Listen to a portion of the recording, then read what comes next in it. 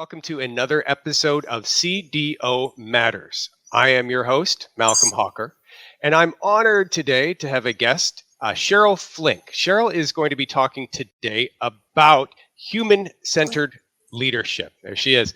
I met Cheryl on an airplane, but it's not quite what you would think when you think about people meeting on an airplane. Cheryl and I met on an airplane that was parked on a tarmac at this amazing place called the TWA Hotel at the JFK Airport in New York. And the airplane we were in actually has a name. It's Connie, which was short for a constellation, which was kind of the last great airliner that was not jet powered. It was a propeller plane, but it was the plane that was kind of going the first to go transatlantic. For anybody who remembers or seen the footage, when the Beatles came to America, they got off a Lockheed Constellation. And it was just the coolest, neatest thing to be in an environment, in an airplane at this airport. It was a part of a conference, which was also cool as well.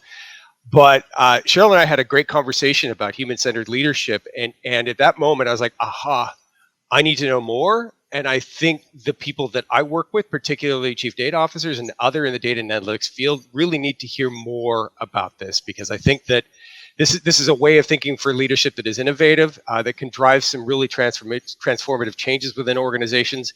It can certainly support those transformative engagements that you're working on. So that's a big lead in, Cheryl. If you could just take a couple of minutes, what I already didn't describe your role and things that you're working on. I know you got an exciting new project coming out. If you could take a few minutes to introduce yourself and talk about your background, that'd be wonderful. That'd be great, Malcolm. And thank you for that kind introduction. And I have to say, Connie was a fascinating way to go way back in time. Yeah. So I am Dr. Cheryl Flink, and I'm an executive leader who, like many of you, my career has been in the intersection between data, analytics, and technology. My PhD is in social psychology. And you might say, what the heck does that have to do with all of these things? And it really stems from research and methods and statistics. And over the years, that degree has obviously evolved to be in the world of data sciences, AI, etc. That career has been super eclectic. I started out in market research and human factors engineering. I went to leading data analytics teams. I took on the role of chief strategy officer and marketing automation roles. And my last role was at the Center for Creative Leadership, where I had the honor of leading CCL's leadership research and analytics team. And in that process, I became really fascinated with how much of technology's success depends on people and the way we lead people. So right now, I am consulting with organizations who want to focus on human-centered digital transformation leadership. And we'll talk about what that means, all those things. And then how we measure the ROI of the way we invest in human beings. What is that ROI for human capital investments? One of the things we'll talk about later, I have a new book co-authored with two of my CCL colleagues, Leora Gross and Bill Pasmore. It's coming out in March, hopefully. I think actually that will beat that date. And it's called Doing Well and Doing Good, Human-Centered Digital Transformation Leadership.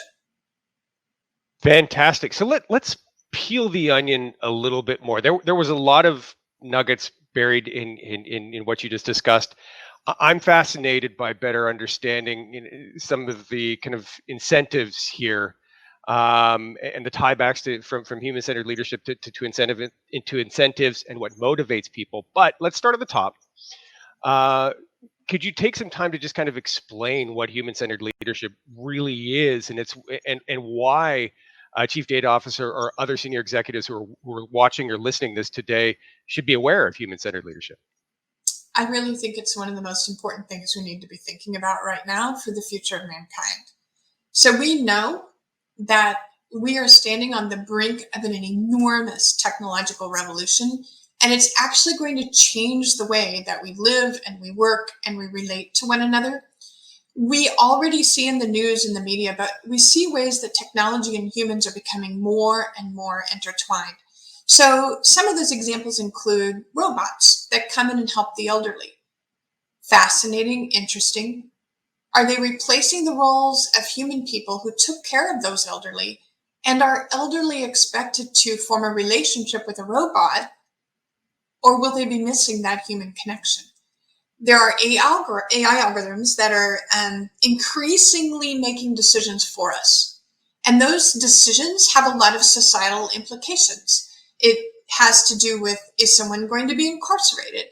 Is someone going to be hired? Is someone going to get a mortgage loan? All of these types of things are starting to happen in digital technology. And the question becomes, as leaders of this digital technology, as leaders of our teams and the people creating that technology, are we really thinking about how we're creating human value, not just financial value? Are we really thinking about how we are benefiting people and not simply exploiting them? In other words, are we doing well and doing good? So if I go forward with that, I think that in this human-centered leadership world, it's about the ability to think through that calculus and step back and take some time to think about, hey, as a business leader, I've always created a business plan that says, here's why we need to invest, here's the ROI that's going to come out of it. We're very used to that. How do we calculate human value? So in the book, we think about that human value as including two major components. One is, what's the value we're creating for the individuals, the employees, the teams, and the organization that we work with? And the second is, what is the human value we're creating for society at large? So you can imagine in that first case, one question that might be provocative to you, Malcolm, who participates in the creation of technology and who profits from that technology? Right. Well, great questions. I was about to ask you the same. Um, but quite obviously, I mean, it's data leaders, it's engineering leaders, it's business leaders are creating those. And today, the profit, I mean, I guess you could take a cynical perspective and say the profit is purely at corporations, whether those are privately or publicly held. But I mean, I think you could make an argument that the profit is not necessarily just bottom line. I think you could think of things like improvements in healthcare, right? Longevity, crop production, right? Those are all technological things, and profit could be societal as well as corporate, couldn't it? Absolutely. And who gets to share in that? Who gets to create it? So if we think from the corporate side, one place to begin is to think about when you stand up, a new innovative team. One of the things that's going to happen is you're going to create IP, and that IP has a value. It could be patented, and probably people have options, stock options that are related to the creation of this new company or this new strategy. Does everyone get to participate in that? Hmm. Are you going to have 1,000x return for the CEO and a 0.5% return for the people who created the technology? Obviously, I'm exaggerating that. But those are some of the things that we need to begin thinking about so we don't exploit. We also need to think about, in the creation of that technology, who is at the table, who is creating that hardcore computing. They're part of the people that will be named on the patent. They're the inventors. And who is assigned to doing QA work? Is that an equitable distribution across, let's say, thinking about social identities, thinking about race and gender? Those are all kinds of questions that we have to start thinking about. And then in the profiting of technology, there's a lot of discussion from a societal level about who owns the data, and should I be recompensed for the data? And how do I think about that? And then we think about, when I'm using the resources of a country, are they going to receive a good, equitable valuation for the use of those resources? And am I going to replace those resources? So these are all part of this very extended question about human value. Okay, so you just laid out probably a half a dozen massive rabbit holes that I could easily fall down for days on end, right? So you touched on the notion kind of of equality. and this notion of what may be right from a distribution of wealth perspective, and is that equal, or is that right, is that human centered, right? You touched on kind of the impact of new technologies. You touched on data. I Mhm. love that, like this notion of data for good, or who owns data. Do I own my own data, or does somebody who collects it own it? Man, so many questions, so many questions I could ask here. Um, one high level one, CDOs are increasingly being asked to participate and be even increasingly accountable for, I will just loosely say, ESG. And I know that that is relative. Well, it's not poorly defined. It's from an acronym perspective, it's relatively well defined. But where do you see the human centered act? That concept playing into ESG? Is it like a foundational level that's just kind of sitting underneath all of ESG? How do you view the connection there? I think we see that there's a financial implication for all corporations right now, in that shareholders, and I mean the shareholders at the board level, the people who've invested in the company, investors, the PEs and VC companies, and even individuals who invest in portfolios are increasingly interested in how your company supports ESG, and your ability to acquire finance for ongoing initiatives is going to become increasingly linked to that. We see all kinds of new financial mechanisms, reporting mechanisms related to ESG. And then we also see brand implications, where consumers want to know that you stand for something. And so the UN sustainability goals and how they roll into this environment, societal, and governance goals are really important to think about, both from a financial business case and from a human value case. I think it's a wonderful place to start, and to really, in part of this human centered leadership is to raise these questions and have you start thinking about them. Because I think too often we're looking at, what's the profit margin going to be? What's the scaling and implementation plan? What is the talent required? But we aren't thinking about, how are we going to compensate for data? How am I going to replace the trees I just used? I'm just giving ideas here, Hmm. but Hmm. you can see where this is increasingly important. So when you were at the Center for Creative Leadership, were you looking, and are you currently looking at more quantitative work that would help make a connection between business, I will loosely say business outcomes, whether that is shareholder equity, whether that is profit to the bottom line?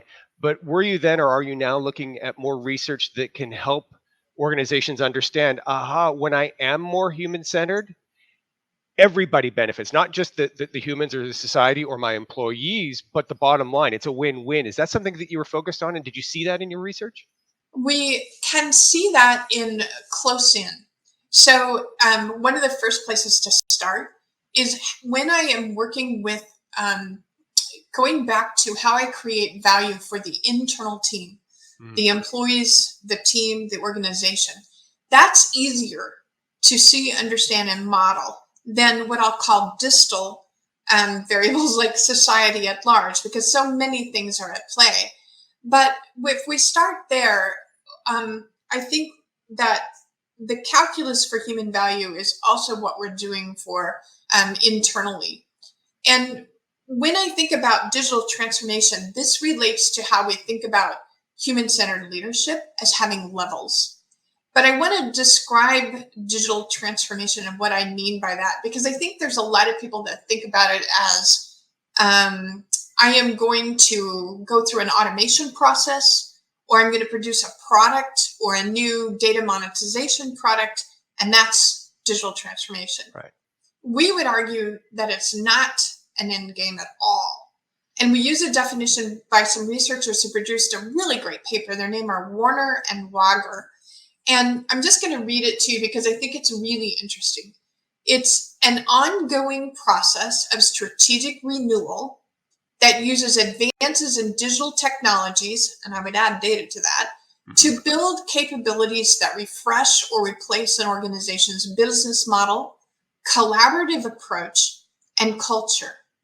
In other words, you're preparing the organization for the constant disruption of technology and to be able to gracefully make that happen across the organization. And to do that, you have to understand how to create both the financial value and the human value for the teams so they can get digitally ready.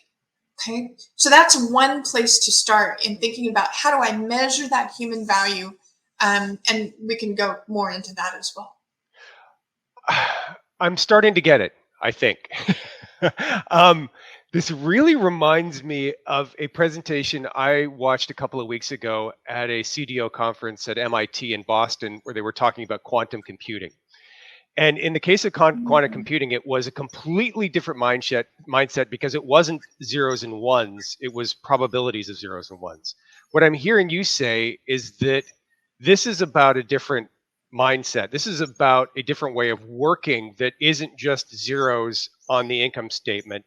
It's about something more, right? It's about working in a way that is in harmony with the environment, with societal goals, with individual goals that in theory would enable the zeros on the income statement. And I think in some of the research that I've done that there is kind of preliminary research that is backing up focuses on DEI, diversity, equity, and inclusion, that says that the more that we focus on that, the better the company is from an output perspective or a productivity perspective. And it seems like that's where things may be headed with this research. I find this fascinating, but I love that quote because so often that you read, because so often the leaders that I talk to view transformation as a collection of time-bound tasks, right? It's a delivery of an e-commerce platform, or it's the optimization of our supply chain, or it's a new customer experience on our website. And those things are great, don't get me wrong, but what you just described is fundamentally different than that and inherently more fundamental. Well, first of all, I love that analogy of zeros and ones and quantum computing and changing that. And I hope to quote you in my book about that. That was a great analogy. Happy to. And then, but you're exactly right. It is absolutely, without question, a shift in mindset because the ramifications of the technology that we are creating has changed from simply process automation to I'm going to put a chip in your brain. I'm going to have a robot take care of your mother. These are very fundamental changes happening with technology. And the other thing that I think is important is that the rate of change is so fast that we can't think about a collection of products anymore. It has to be strategic renewal. And one of the things we talk about in the book is the idea of punctuated equilibrium. Now, this comes from the natural sciences. But what it means is you're running the business, you run along, you're doing some incremental changes, you've got, some things happening, and all of a sudden, everything was running fine, and then it's not. Something happened. Competitor came out with something that blew up what we know today about the competitive world. COVID happens. And everyone is scrambling to say, we have to go much faster in the way that we develop vaccines. We have got to take this manufacturing site and turn it into manufacturing vents. And it used to manufacture cars. We had to change. We had to create a virtual world for people. That is what punctuated equilibrium is. And the idea of thinking about digital transformation as a process of strategic renewal means you're not going to get caught by that punctuated equilibrium. You're going to be digitally sensing and peeking around corners, and you're going to be fully focused on creating that future. Does that make sense? Yes, it makes complete sense. But let's get to some brass tacks here. So let's assume that I am a chief data officer, and I've got a team. I'm responsible for driving a data strategy, which would align to a lot of the things that you just said. Mhm. Where would I kind of start? Let's say that I've got a 3 to 5 year horizon here. What are some of the things that I should be thinking about in terms of my strategy to move us from where we are, the zeros and ones? The bottom line is all that matters. Digital transformation is a series of projects. How do we go from that, right?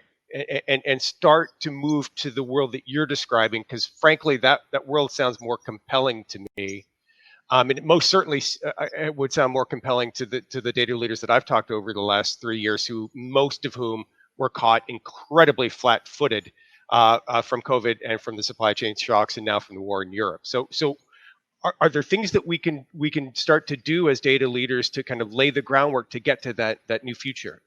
Yes. And I'm going to talk about a scaffolding approach. Ooh, I When like that. we look at the book, we think about the senior leadership group has to start it. And by senior leadership group, I mean the board, the CEO, and the executive team at the very top. Then the transformation has to happen across individual leaders, the teams that we lead, and creating that organizational digital readiness. You can't get to societal until that first foundation of the house is built. Mhm. And one of the things that I would say really surprised me in one way, but reflected my own experience, was that you cannot move forward with digital transformation if there is no transformational mandate. Why are we doing this? If that why is not clear and doesn't clarify both, here's how we're going to create financial value, and here's how we're going to create human value, maybe tying to corporate purpose, the organization is going to flounder.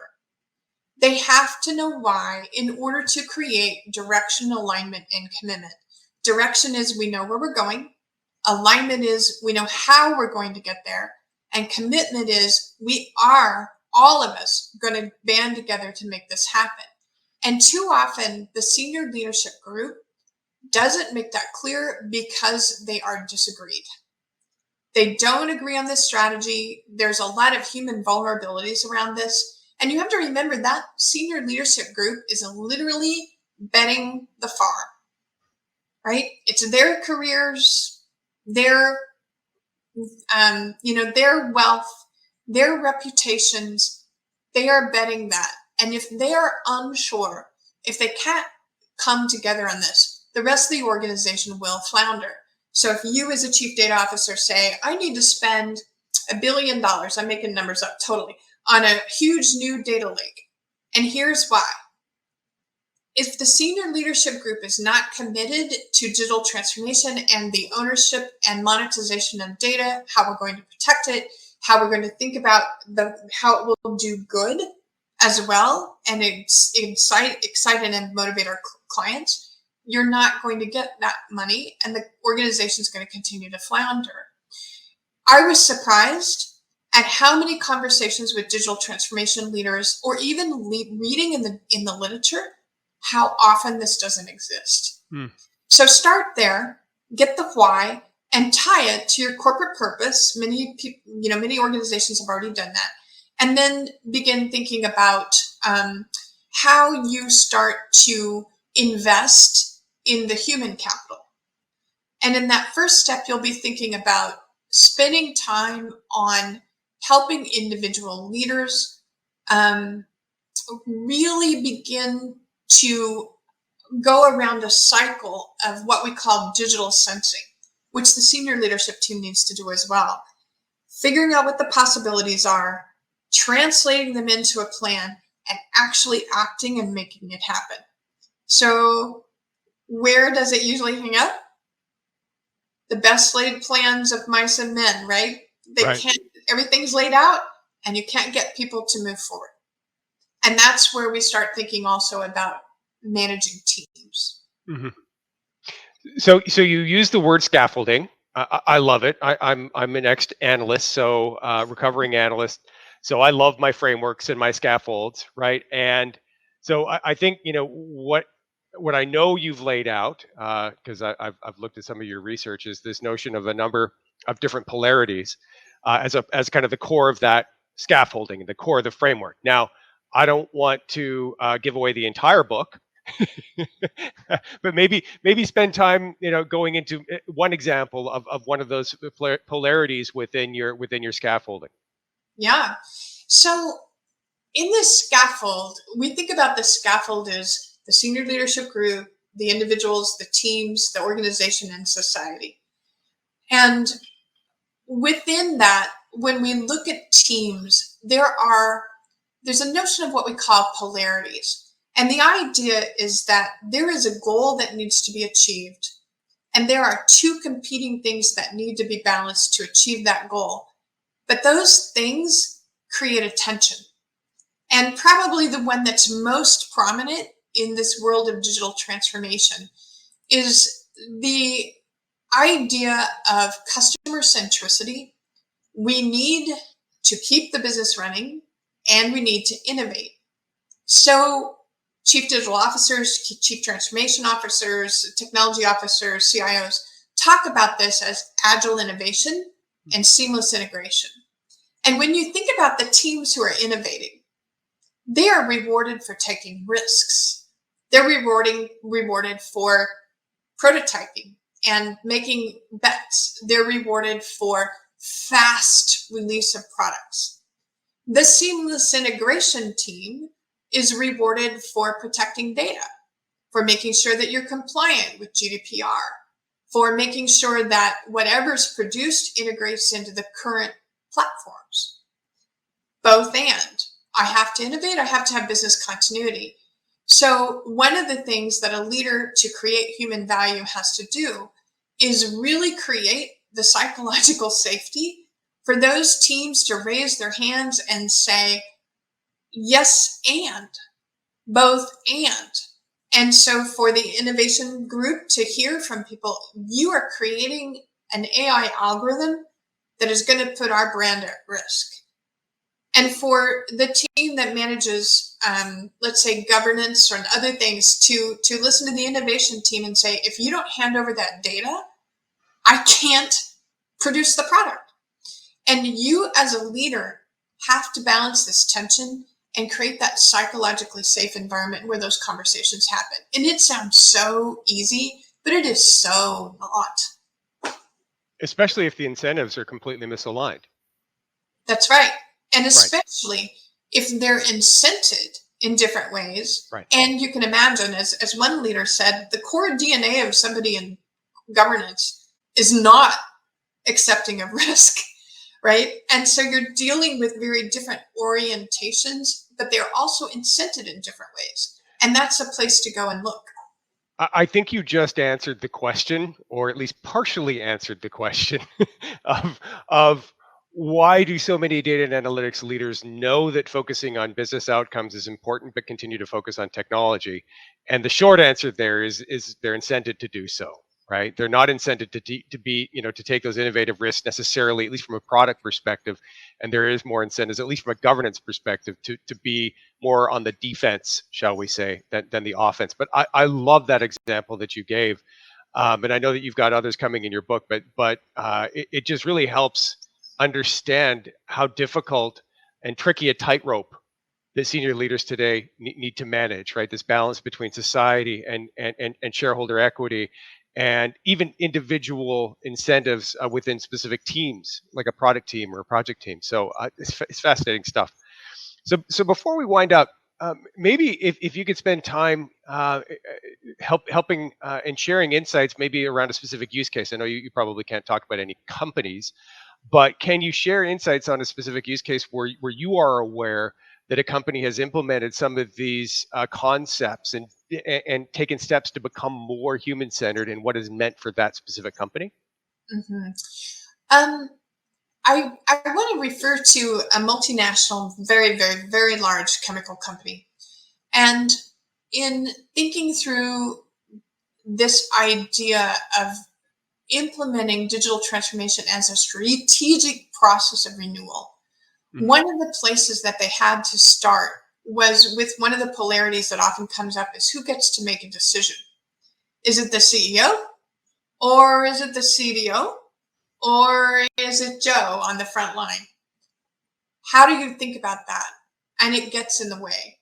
So one of the first things that they did in this thinking this through was our teams are going to be hung up if they can't make decisions in an agile way to keep up with the rate of change and everything coming at us. So they restructured the entire organization, and within each business unit, they created a chief digital officer, or not chief, but a digital officer, and at a much lower level in the organization, gave them authority to make decisions about capital spend, but also put it incumbent on them to ensure that whatever was being integrated or developed would integrate into the current portfolio of digital products. And so each business unit became more autonomous in the way that they were able to do this. The second thing they did was they set up internal listening posts to make sure that all the perspectives from different people working on these projects could be shared. And that was extremely important as well. And they started doing things like measuring digital readiness for the company. What are your perspectives around how quickly we can make decisions, how quickly we can stand up technology, how well we're protecting data?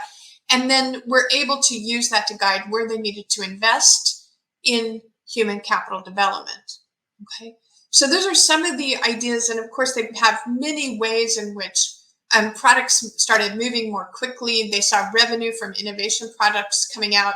They give an interesting example also of something that was going to require some investment. They work with part of the company works with very small partners. And these small partners have a very small amount of cash. And so part of the issue was they did not have any technology to help them quickly process invoices and get paid while they were holding inventory. As you can imagine, that will kill a business. So the question became, do we build out a platform or do we not? And the answer was, yes, we're going to help these small business owners, even though they're a small part of the business. So there's a lot of thinking around this that starts to say there's human value in these stakeholders and partners in the ecosystem we built. We're not going to go to the most giant names in the world for this. And how do we help them stay in business? I love it. That's fantastic. And what a great way to end. Cheryl Flink, thank you, Dr. Cheryl Flink. Thank you so much for your time today. I'm going to take with me for today and probably several days to come and stew around this idea of digital transformation as a constant process of renewal. I absolutely love that. And I think our listeners will take away a lot from our conversation today. I'm so excited about your book. I look forward to March of next year. I hope I can get a signed copy one day. That would be awesome. Absolutely. My pleasure. Okay, cool. But thank you so much for spending time with us today. I really, really appreciate it. And for our listeners and our viewers, thank you so much for spending a part of your day with us today on CDO Matters. I look forward to the next episode with you sometime soon.